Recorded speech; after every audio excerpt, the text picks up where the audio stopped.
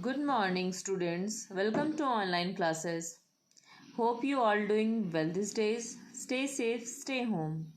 Now, students, today I am going to explain exercise 1 भाषा और व्याकरण। तो जैसा कि बच्चों, आज हम हिंदी ग्रामर के चैप्टर 1 को पढ़ेंगे, जिसका नाम है भाषा और व्याकरण। हम देखेंगे भाषा और व्याकरण में क्या क्या आते हैं।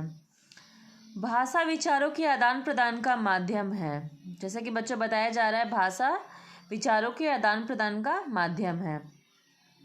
बच्चों, हमारे मन में जो भाव या विचार उत्पन्न होते हैं उन्हें हम दूसरों के सामने प्रकट करते हैं। उसी प्रकार दूसरे भी हमारे सामने अपने मन का भाव अथवा विचार को प्रकट करते हैं। कभी कभी हम अपने मन के भावों या विचारों को बोलकर प्रकट करते हैं तथा दूसरे उन्हें सुनकर समझता है। जैसे, नमन, पार्क में खेलने चलते हो क्या? हाँ, अभी चलता हूँ। तो जैसा कि बच्चों यहाँ बताया जा रहा है, एक दोस्त अपने दूसरे दोस्त से पूछ रहा है कि नमन, पार्क में खेलने चलते हो क्या? क्वेश्चन पूछ रहा है। तो दूसरा उसका दोस्त उसे जवाब दे रहा है, हाँ, अभी चलता हूँ। बात को बोलकर कहना और सुनकर समझना। कभी कभी हम अपनी बात को लिखकर प्रकट करते हैं तथा दूसरे उसे पढ़कर समझते हैं। जैसे, बात को लिखकर कहा गया और पढ़कर समझा गया। कौन सी बात को? कुनिका ने अपनी सहेली तनु के लिए मोबाइल पर संदेश लिखा। तनु ने उस संदेश को पढ़कर समझा। तो जैसा कि यहाँ बच्चों कहा जा रहा है कि बात को लिखकर कहा जा रहा है और दूसरे उसकी जो सहेली है वो उसे पढ़कर समझ रही है। इस प्रकार हम कह सकते हैं कि बात को बोलकर या लिखकर प्रकट करना तथा सुनकर या पढ़कर समझना ही भाषा है। तो जैसा कि बच्चों, अब हम भाषा की परिभाषा का अध्ययन कर रहे हैं जो सामने है। बोलकर या लिखकर मन के भाव प्रकट करने तथा सुनकर या पढ़कर उन्हें ग्रहण करने का माध्यम भाषा कहलाता है।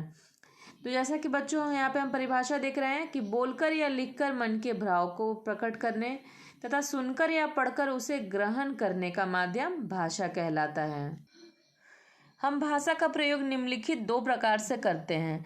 तो जैसा कि बच्चों पूछा जा रहा है कि हम भाषा का प्रयोग कितने प्रकार से करते हैं, तो हम भाषा का प्रयोग 2 प्रकार से कर सकते हैं। कैसे कैसे, हम उसे देखते हैं।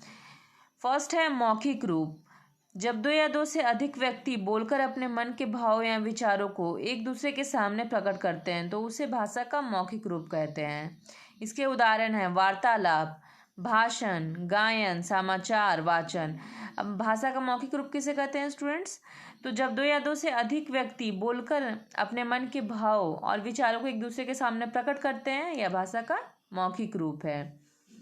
जैसे कि गायन, समाचार वाचन। दूसरा लिखित रूप। जब मनुष्य अपने मन के भाव या विचारों को लिखकर प्रकट करता है तो उसे भाषा का लिखित रूप कहते हैं। इसके उदाहरण है समाचार पत्र, पत्रिका, पुस्तक आदि।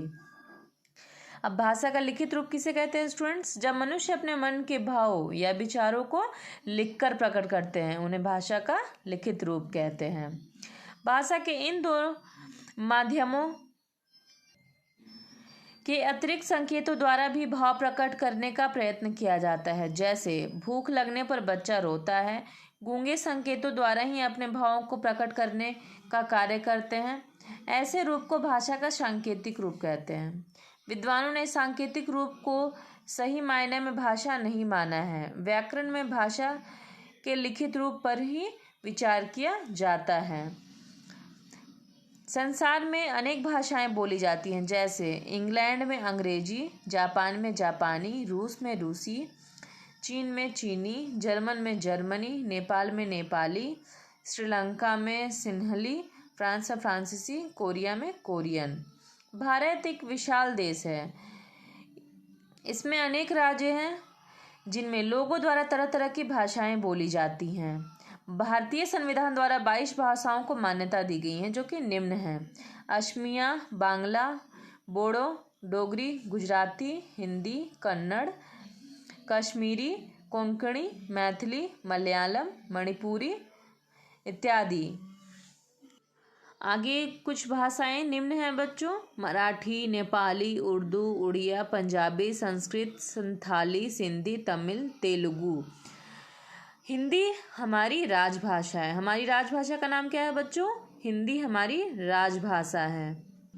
तो जैसा कि स्टूडेंट्स आज हमने भाषा और व्याकरण पाठ के निम्न पहलुओं का अध्ययन किया, इसे आप अपनी कॉपी में नोट डाउन करेंगे और इसे याद करेंगे। Okay students, thank you so much.